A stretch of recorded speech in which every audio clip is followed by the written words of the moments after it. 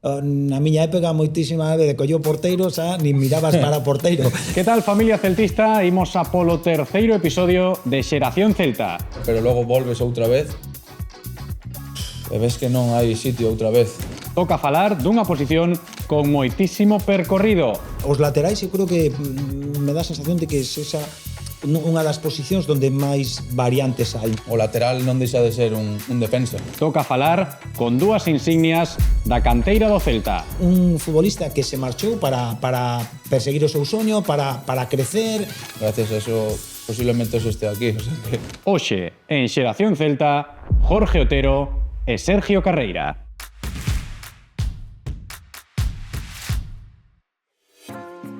Moi boas, benvidos de novo a Celta Media, benvidos de novo a este espazo en formato podcast, Xeración Celta, terceiro episodio desta serie de podcast que estamos a facer en Celta Media xuntando a xogadores do actual plantel do Celta e xogadores de outras épocas, pero que comparten posición no terreo de xogo. Hoxe toca falar de laterais dereitos, porque o meu carón teño a dous laterais dereitos pois ben asentados tanto no presente como na historia do noso Celta. Vou saudar en primeiro lugar a Jorge Otero, que está por aquí, longa trayectoria de Jorge Otero, referente se falamos de canteiráns do Celta, finais dos 80, principios dos 90, mundialista, sendo xogador no Celta naquel Mundial de 1994 coa selección española. Jorge, moi boas e benvido. Hola, que tal? Moi boas, encantado de estar aquí. Encantados nos tamén, de estar aquí contigo, de poder falar un pouquiño de fútbol, de como era o fútbol de antes, de como é o fútbol de agora, e para darnos esa visión do fútbol de agora dende a perspectiva de lateral, aunque falar con Sergio Carreira como se fose un lateral puro, agora quedome curto, penso. Sergio, que tal? Moi boas. Que tal? Encantado de estar aquí tamén. É que claro, falamos de laterais dereitos, que é o tema de hoxe neste terceiro episodio do podcast. Xa tedes os episodios anteriores na nosa canle, tamén en Spotify. Falamos de mediocentros con Borja Ubiña, con Hugo Sotelo, falamos de centrais con Atilano e con Carlos Domínguez. Hoxe con vos, falando de laterais. Primeira pregunta, habitual neste formato xa. Como definides a vosa posición no terreo de xogo? Dende a túa perspectiva, Jorge, pensando na túa época, como se definía un lateral dereito na túa época? Con unha palabra sería defensa. No, sí que é certo que a posición de lateral foi evolucionando moitísimo e agora os laterais son, futbolistas totais que participan moitísimo no aspecto ofensivo do clube, do equipo, son futbolistas que teñen que chegar a zonas de remate, a zonas de centro. Hai algo curioso, porque cando eu xogaba había unha norma que se o lateral dereito estaba arriba o esquerdo tiña que estar metido nesa línea defensiva. E hoxe en día ves a Carreira centrando e ves a Rueda ou a Mingueza o carón da área. Foi evolucionando como en todos os aspectos do fútbol, pero os laterais eu creo que me dá a sensación de que esa unha das posicións onde máis variantes hai, incluso vemos os laterais agora que participan incluso polo medio, sendo xogadores interiores. Unha evolución que está aí e que vai facendo que os futbolistas, pois evidentemente, teñan que crecer nese aspecto. Claro, que ahora é que fíxate o que dicía aí Jorge, non, Carre, a palabra defensa como principal característica dun lateral da súa época, finais dos 80, principios dos 90, e se temos que falar agora da posición de lateral no fútbol actual, no presente, el de fora xa analizaba según que aspectos, non, de como se ve o fútbol dende fora, pero dende dentro, a túa visión do que é un lateral a día de hoxe, que pode ser? Pois eu estou bastante de acordo con a súa definición. Penso que os laterais modernos agora pois evolucionaron moito. Creo que pois agora non é nada raro ver un lateral que ocupe un espazo interior ou como dixo tamén, que os dous laterais cheguen a zonas de finalización, pero eu nos comezos que fun sempre extremo hasta que tiven o cambio. Os primeiros tips que me deron era o que dixo, non? Que se o lateral esquerdo está arriba, o lateral dereito ten que facer como balance, non? Equilibrio. Agora, pois, por exemplo, con Claudio, pois non é estritamente necesario. lóxicamente penso que o lateral non deixa de ser un defensa. Entón, pese a que teñamos unha importancia notoria no plano ofensivo, o defensivo tamén ten que premiar. Lóxico, non? É curioso tamén o que di agora Sergio, que dicías, Jorge, antes, esas nocións básicas, non? Cando estades empezando a xogar o fútbol, cando todos empezamos a xogar, os adestradores, pois, explican as nocións básicas do xogo en según que posición. Lateral, se sube o dereito, o esquerdo que non suba. Os centrais, cando ten o balón o porteiro, un poquinho abertos para sair. Ahora, isto todo cambia tan rápido, non? Que as nocións básicas ata poden a veces mudar demasiado, non? Sí, pero es que evidentemente, ¿no? Bueno, outro típico do lateral, pase horizontal, peligro vertical. Pase horizontal, peligro vertical. ¿Sabes? Sempre buscar por banda. Sí. Bueno, os centrais de abrirse, incorporar aos laterais, todo eso foi evolucionando porque o fútbol evidentemente, ¿no? Ahora os defensas son os primeiros atacantes, son os que inician, non? Na miña época moitísima vez colleu porteiro, xa nin mirabas para porteiro, xa tirabas para medio campo porque ese balón iba a ser longo, e sobre todo no Celta de aquela época que hubo momentos donde o balón era arriba, segunda xogada, ¿no? Bueno, pois eso foi mudando moitísimo, e repito, que ahora os laterais non só teñen que defender. E que ademais, a ver, que Jorge Otero tamén na súa época tiña esa polivalencia, non sei se tanta como ten Carreira agora. No, desde logo non tanta. Moitas veces case prohibido. Pero é verdade que agora, Sergio, caramba, estamos falando de laterais dereitos, sí, porque xogades coa dereita, pois a perna boa mellor nesa posición, pero ti xogas no carril esquerdo, sen problema. Ti xogas no carril dereito, sen problema. Ti, se tes que meterte por dentro según que momentos da iniciación, sen problema. O concepto de lateral dereito como tal, non sei se a día de hoxe xa non existe ou non existe tan especificamente polo que estamos vendo, no teu caso. A ver, no meu caso está claro que no Celta de agora o lateral non se rise por uns parámetros específicos. Creo que temos unha liberdade, porque penso que todos os carreiros que temos no equipo cumplen esas características de, pois, según tamén o que fai o rival, pois ocupar posicións que antes sería impensable.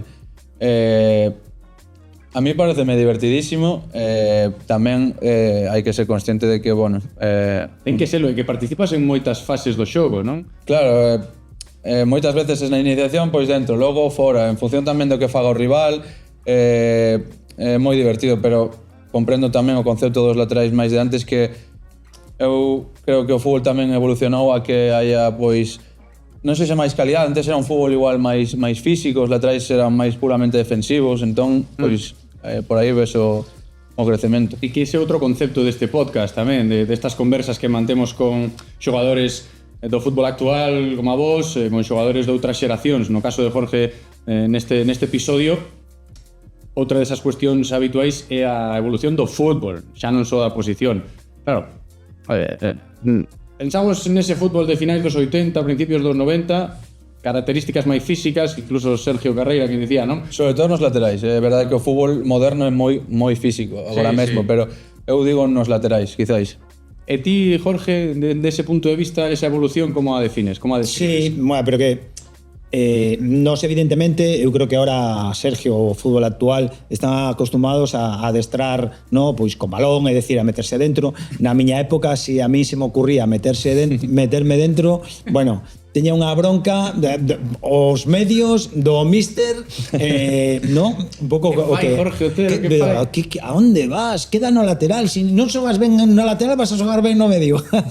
No? Pero sí que aí esa evolución, que os adestramentos, todo cambiou moitísimo no fútbol, no? Era impensable na miña época que un lateral, bueno, volvendo, ¿no? Que os dous arriba, que aparecese dentro, que un extremo estivese ocupando a posición dun lateral nun momento determinado. No creo que as posicións eran máis fixas e desde logo non adestrábamos ese tipo de xogo que ahora se adestra, ¿no? Estamos vendo, bueno, o Celta neste caso, ¿no? Que outro día Javi Rodríguez está a 2 metros do borde da área e mete un pase, non sei que Para Ferran. a Ferran Jugla que fai o gol. Eso Atilano que poucas veces o mirei saúdo Atilano.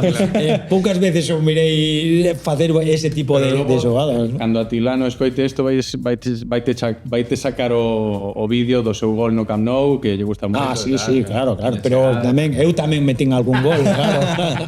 E carreira tamén, esa freta voladora a día de hoxe hai que potenciala, non? Sí, bueno, a ver, penso que tiro menos do que debería, aínda que non teño gol de outros xogadores, pero bueno, este ano levo 2, que ano non fixe, o ano pasado non fixe ningún, e bueno, o galla que veñan máis. E ti pensas que pode chegar a ser unha, non maiúscula, pero unha exigencia máis a xogadores como a ti, Sergio, no fútbol actual de pois hai que pisar un pouquiño máis a área, hai que pisar un pouquiño máis esa zona ofensiva, hai que tirar un pouquiño máis, porque na época de Jorge penso que o lateral tiña que estar aí defendendo, se acaso metendo un centriño de cando en vez e xa está.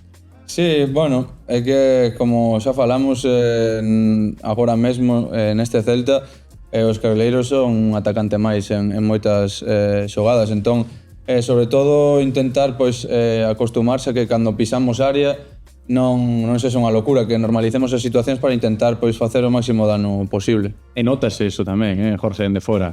Sí, e sobre todo, bueno, co sistema que está utilizando o Celta agora, ¿no? Eses carrileiros teñen que ser xogadores que cheguen, bueno, Javi Rueda últimamente, ¿no? Como chega, pues son, creo que algo que lle exige Claudio, evidentemente, ¿no? Vos estás bastante ben armado cos tres centrais, pero eso forma parte, repito, ¿no? da concepción do fútbol actual, de que os laterais teñen que aportar en ataque, evidentemente, hombre, non pode ser unha exigencia que Carreira teña que acabar a temporada con 10 goles, ¿no? Pero sí que eu creo que incluso para él chegar aí, finalizar e intentar facer gol, por suposto, creo que un complemento máis e que creo que moi importante de cara ao equipo, de cara ao adestador, de poder ter varias variantes nesas posicións, ¿no? Dende logo que sí. Agora quero aproveitar este momento da conversa para pensar un pouco no voso pasado e falar un pouquiño dos vosos inicios. Se relacionamos os vosos inicios, ou se vos relacionades os vosos inicios no mundo do fútbol coa posición de lateral, ou foi mudando eso co paso do tempo? Xa dixeches antes, Sergio, que ti comezaches a xogar máis de extremo, pero que recordos tes cando empezas a xogar ao fútbol? Xa querías ser lateral ou non? No, o sea, eu primeiro estive no Coruxo e ali xogaba, bueno, fútbol 7 sempre era extremo, pero logo cando comecei en fútbol 11 era media punta case sempre, logo algún partido tamén de extremo.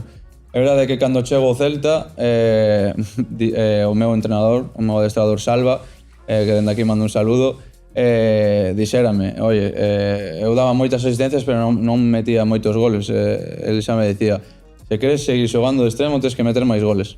Ao final se me retrasou a posición, costoume un pouco no principio, porque eu non entendía ter que estar tan atrás, defender, pero co paso do tempo creo que vin na posición de lateral unha oportunidade tamén para chegar de segunda línea, para entender o xogo de outro punto de vista, pois estou moi agradecido a que por as circunstancias que foran se dera desta forma, porque, bueno, gracias a eso posiblemente os este aquí, o sea que... E que ademais estamos a falar dunha posición, pode confirmarlo tamén Jorge, non? Dende a súa experiencia e todos vos que estades aí vendo ou escoitando este podcast, que se falamos do Celta de canteiráns, en concreto de laterais dereitos, agora estás ti como principal referente. Estivo Hugo Mallo, estivo Miguel Salgado, estivo Kevin, Jorge Otero. Temos aí laterais de moitísimo nivel que foron pasando pola nosa canteira. Algo terá esa posición, Jorge, a de lateral dereito na historia da canteira do Celta? Sí, é curioso, pero creo que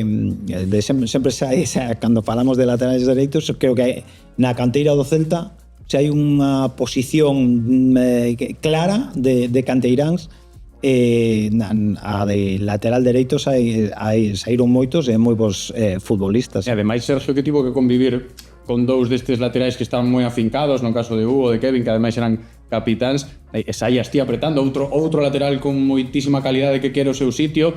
é unha posición especial para nós, Sí, eu penso tamén que ten que ver que, pois, históricamente se sucederan tantos laterais, pois, sobre todo na época reciente, pois que, por exemplo, eu con Kevin convivín no filial, pero tamén convivín con el no primeiro equipo, con Hugo Mayo tamén convivín no primeiro equipo, entón, ver eses xogadores canteiráns tan cerca, podes aprender moito deles e ao final, pois logo eu tamén estive no B, os laterais dereitos que están ali, pois eu penso que tamén é como que se está facendo unha escola, non? Unha aprendizaxe, eu penso que ten que ver tamén. Pode ser. A ver que nos conta Jorge Otero do seu pasado, claro. Hai que botar a vista máis atrás, de cando empezaba Jorge Otero a xogar por ali polo... Ese pasado é moi pasado, polo Valmiñor, polo Valmiñor empezaba a xogar. A mente non dá pa tanto. Por eses inicios. Jorge, pues, eras lateral ou non? Eu recordo, eu empecé xogando na calle como moitos desa época. Nunca estive en ningún equipo. O meu primeiro equipo foi o Real Club de Celta en Alevíns, creo recordar, no? Meu padriño saiu unha notificación no periódico onde os nenos entre estas edades que poidan pasar para facer unha proba, no? E aí meu padriño me levou, fixen a proba e nada, aos 4 ou 5 días, bueno, me chamaron a casa para incorporarme ao hotel entonces o meu comenzo sempre foi nas categorías inferiores, repito, no, a Levíns, creo que era. Eu empecé, creo recordar, como interior, como medio, e despois, bueno, foi un pouco, me retrasaron, porque, bueno, a miña aportación ofensiva quizás non era como tempo, pero os adestradores, mira, como non marques goles, non era a de Sergio, entonces eu xoguei de lateral como él, de lateral dereito, lateral esquerdo, pero eu llegano porque eu xa xoguei tamén de central en moitísimas máis ocasións que eu creo que podería xogar perfectamente. Neste momento, Sergio, esa libre. Bueno, por altura no, pero por listo. Entonces, no. Sí. É que hai moitísima polivalencia. Pois fixadevos o que dicía Jorge, o tema de que imagínate agora, sai nun periódico, a ver, rapaces que queiran xogar no Celta, como cambiou a cousa. Ti recordas, Sergio, cando chegaches ao Celta do Coruxo? Como foi no teu caso? Como viviches ese momento? Bueno, eu recordo que antes, sobre todo cando era na miña idade, había como unha especie de probas. Entón chamaban, neste caso foi un día que chamaron nun verán non sei se podíamos ser 30 xogadores, eran uns partidos, fútbol 7, recordo, campo reducido, bueno, veían o adestramento, pois logo seleccionaban. Eu penso que non dependeu moito dese entreno porque eu recordo estar moi nervioso ese día, pero ao final seleccionaronme a min e moitos compañeiros que ese día estaban tamén para o infantil B daquela. Bueno, a partir de aí, pois tamén, quitando as cesións sempre aquí. Claro, non, que logo tamén vouche preguntar un poquinho por eso, porque ten moito mérito de Sergio Carreira, asentándote agora no primeiro equipo logo desa trayectoria, pero permíteme que lle saque unha anécdota a Jorge e tamén a ti, porque chivoume un paxariño que Jorge Otero coñece ben o teu pai, que xogaron xuntos no equipo xuvenil do Celta da súa época, non? Sí, así é, sí. Que recordos tes do pai de Sergio? Buah, pois que era un bo chaval, un tío... Así está, o fillo tamén. Sí, claro. No, pero claro, pero que o que ves na casa creo que é moi importante despois para o crecemento no caso de Sergio, no? Sobre todo, eu sempre digo, teño un cariño especial a Sergio, cando me falan dos canteranos do Celta, a Sergio yo teño un cariño especial por eso, porque compartín vestiario, porque compartín partidos co seu pai. Entonces, bueno, pues siempre que sae o tema de Sergio, sobre todo, yo quiero decir personalmente, creo que o que él conseguiu, creo que é moi importante, sobre todo de cara aos chavales, os canteranos que ven diante, un futbolista que se marchou para perseguir o seu soño, para crecer, que non se frustrou e decir, no, me vou do Celta, isto se acaba, no, creo que con esas cesións lle veñeron moi ben, creeu, seguiu traballando e a recompensa creo que a ten agora, ¿no? Creo que é un espello donde poder mirarse todos eses canteiráns, eses chavales que veñen desde abaixo, ¿no? É que dende fora vémolo así, Sergio. Ahora vouche preguntar polo teu caso. en primeira persoa para que nos contes un poquinho como viviches ti eso, pero que eu estou de acordo con Jorge, penso que todos os que estades vendo, escoitando o podcast pensaredes un pouco mesmo, que ten moitísimo mérito e pode ser un referente para os cativos que veñen dende abaixo cando as cousas pois de primeiras non se dan, incluso non se dan de segundas, ata poder estar na posición na que estás a día de hoxe. Pero antes, o teu pai dixoche algo cando comentaste que ibas a vir aquí a decir, primeiro, moitas grazas. Logo, nada, o meu pai é verdade que xa me tiña falado del, sobre todo porque compartimos esa posición. Él me dicía que ian entre asuntos juvenil, que non me acordo ben, pero que podía ser que levaras a entrenar ao meu pai algunha vez tamén. Faloume tamén de algún concerto en Castelos que foron. Bueno, tenme contado anécdotas. O meu pai, bueno, como a todos, tamén lle gusta contar moito as anécdotas do pasado. Tenme contado tamén de adestramentos que tivo no primeiro equipo e que compartiu con outros xogadores tamén do pasado do Celta, pero bueno, é verdade que sempre me fixo tamén moito hincapié en él porque compartimos esa posición. Claro, imagínate o teu pai, non? Dende aquí un saúdo ao pai de Sergio Carreira, pero claro, o seu fillo xogando no Celta, nunha posición semellante do seu amigo Jorge Otero, claro, pois a anécdota está aí. E o que dicía Sergio, iso que é moi especial para todos os celtistas, non? Para todos os canteiranos tamén, ter aí ese referente teu. Logo da túa trayectoria, como foi para ti vivir todo eso? Ter que sair cedido, non unha vez, senón dúas, ata outro equipo que tivo que pasar tamén por aí, varios equipos antes de volver aquí, acadar a posición que tes agora, penso que, digo, en confianza consolidada, Sergio. Bueno, a ver, neste caso foron 3 cesións. A primeira sempre ilusionante, porque, bueno, é a primeira experiencia que tiña fora, a primeira experiencia no fútbol profesional, no Mirandés, con unha ilusión enorme. Ese ano, por sorte, pois xoguei case todo, fun ca selección sub-21, foi un ano espectacular, pero é verdade que logo, cando volves, ves que realmente non tes ese sitio, pese a temporada que fixeches. Fun ao Villarreal, que penso que tamén axudoume moito, porque adestrei moito tamén co primeiro equipo, fixemos unha boa temporada no B, pero logo volves outra vez, e ves que non hai sitio outra vez. Entón aí é cando pensas, pode ser que o meu futuro non este tan ligado ao Celta, pero eu sabía que... Como foron eses momentos, Sergio? Doado non foi? Non foi doado, pero a miña mentalidade que eu sempre o dixen foi, bueno, o meu contrato expira, imagínate, pois no 2025. Ata o día que me digan que non podo cumplir ese contrato ou que se acabou, eu teño a oportunidade de quedarme, entón, por que non vou a pelear? Non era fácil irse, non era nada fácil, pero eu ia coa esperanza de volver, bueno, tamén de facer unha boa temporada ali onde estivera. Por sorte, despois da cesión no Elche, pois chegou Claudio tamén, que creo que é unha pieza importante que eu este aquí, pero eu sempre recomiendo aos xogadores que, bueno, pois non teñan experiencia ou que o clube lles diga que unha cesión é boa.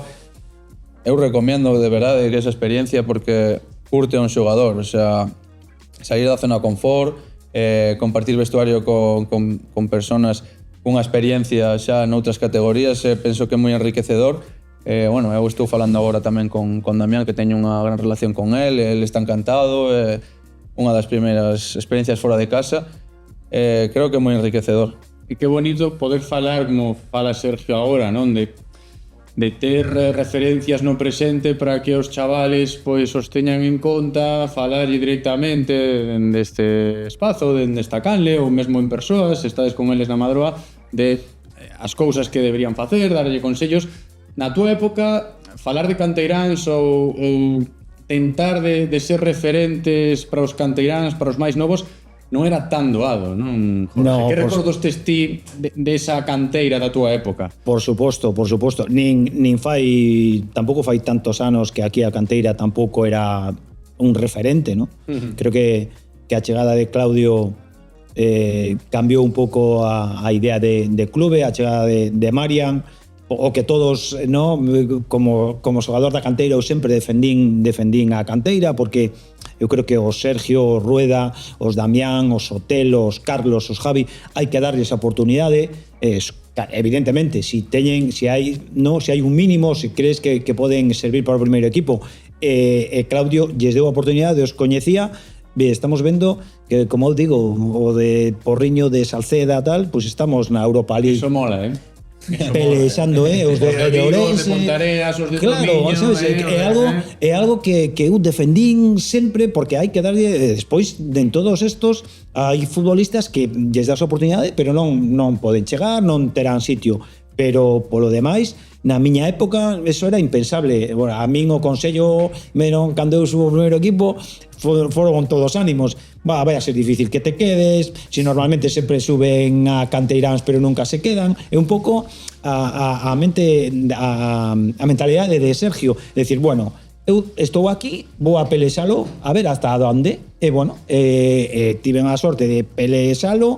Un adestrador que encontrou comigo con 18 anos ben, creo que esa temporada, non sei se 30 e tantos partidos, seguín sendo, bueno, titular a seguinte temporada, bueno, pero eso con traballo, con esforzo, creo que para os cativos que veñen, creo que hoxe o primeiro equipo é un referente. Eu creo que os chavales antes, os cativos, viña outros equipos, era fácil que se foran porque veían o primeiro equipo moi lesos. E hoxe con Claudio creo que eso está aí. Eu medio en coña o ano pasado decía, bueno, calquer momento aparece un cadete xogando no primeiro equipo, ¿no? Porque é que así, bueno, aí están os números. Pois sí, pero tamén é importante ter referentes desas épocas onde non era tan doado estar aí, sí. ¿no? Como canteirán, o caso de Jorge, e ademais compartir exposición, que le vamos falando un borratiño disto, e xa para encarar a última parte da conversa non quero deixar pasar a ocasión de falar con Jorge Otero e contigo tamén, aproveitando un pouco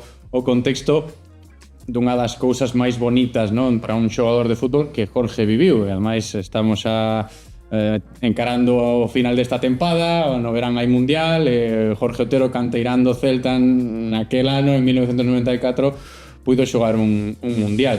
Hai o test, hai que seguir por aí, Sergio, non vas mal, non vas mal, pero palabras maiores, Eu só dicen, bueno, no, que porque está aquí Sergio, no, eu creo que agora mesmo non sería descabellado que estuvese nunha prelista ou nuns posibles candidatos porque tampouco hai moitísimos laterales no? que estén a moi bo nivel, o sea que, pero evidentemente é moi difícil, moi complicado, pero non, eu creo que non sería para nada descabellado, desde logo, ¿no? Que podes estar, ou polo menos pelexar por estar nesa lista. Sergio, palabras de Jorge Otero, mundialista. Sí, pero bueno, pero non son de la Fuente, ¿no? Si fuera de la Fuente, millón igual. Non, pero mira, temos agora a Borja Iglesias aí, claro. O Celta está a facer as cousas ben para que se poidan dar máis casos como de Jorge, non? E Iago Aspas no 2018 tamén sendo pois o emblema do club xogando un mundial. E claro, a ver, eu non nacera cando fora ese mundial de Jorge Otero, ti tampouco, non, lógicamente, foi no 1994, Jorge, agora pregúntoche por eso, tes algunha referencia daquela época, Sergio, do que facía Jorge Otero por ali, por aquel entonces? Pouco. Sí que coñezo a súa traxectoria, tamén o dato de que xogou un mundial. A ver, eu penso que para min, eu poño moito valor a traxectoria que tivo. Penso que, bueno, xa para redondear, xogar un mundial non estaba ao alcance de calquera.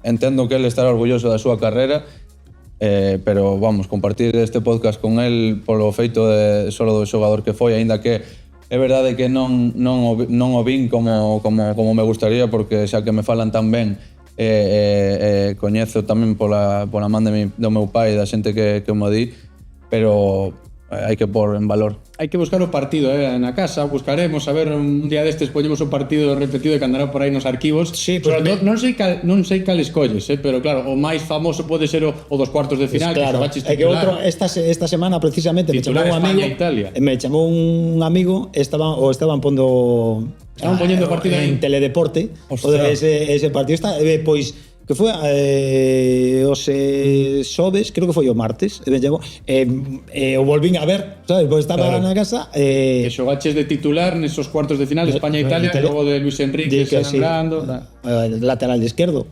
Era aí. Bueno, éramos un equipo ofensivo, 7 defensas había. No, o sea, ese equipo, no, pois a primeira palabra imagínate. que dixo nun podcast. Lateral dereito, defensa. Defensa. Sí, Xa está, sí. ¿no?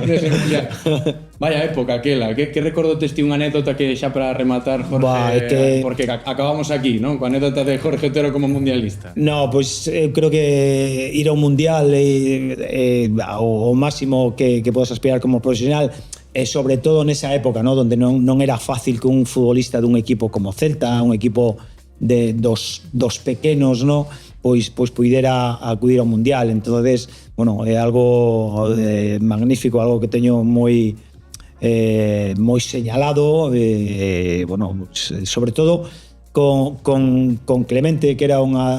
Sempre digo mesmo, esa selección era casi un equipo, ¿no? Había un ambiente extraordinario.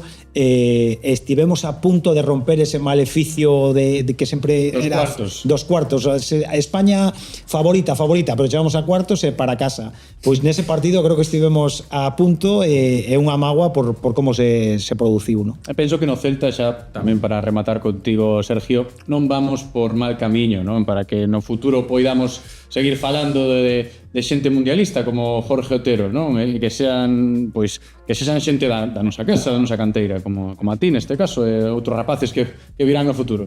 Sí, a ver, creo que se botamos un ollo a un pasado máis inmediato, Iago foi o Mundial de Rusia, se non me equivoco, Borja ten boa pinta de cara ao próximo Mundial tamén. Bueno, Mingueza ata fai pouco tamén xogou unha... Bueno, non sei que competición era, pero con España na Nations League, non me acordo. Penso que, bueno, ao final se faz as cosas ben como equipo e tamén como club que se están a facer, pois logo os xogadores que van xurdindo e van competindo, sobre todo agora que estamos pois en Europa, que podemos ser máis vistosos, un nivel competitivo máis alto, pois poden chamar máis atención e non sería de extrañar que nos próximos anos podan ir cada vez máis xogadores do noso clube, pero tamén tendo en conta que non é nada doado. No, sen dúbida, é bonito escoitar esas palabras, pero hai que ter os pés na terra e seguir traballando ben, como estamos facendo ata agora, como estades facendo vos, sobre todo dentro do terreo de xogo. Foi un placer, Sergio Carreira, graciñas por este ratiño aquí, con Jorge. Un placer é meu de compartir isto con vos. Graciñas, por suposto, tamén a Jorge Otero por vir aquí ao estudio Celta Media. Jorge. Encantado, sobre todo por estar aquí con Sergio. E graciñas a vos tamén, como sempre, por estar aí ao outro lado, aquí en Celta Media. Pechamos este terceiro episodio de Xeración Celta, agardando xa polo próximo. Graciñas por estar, chao.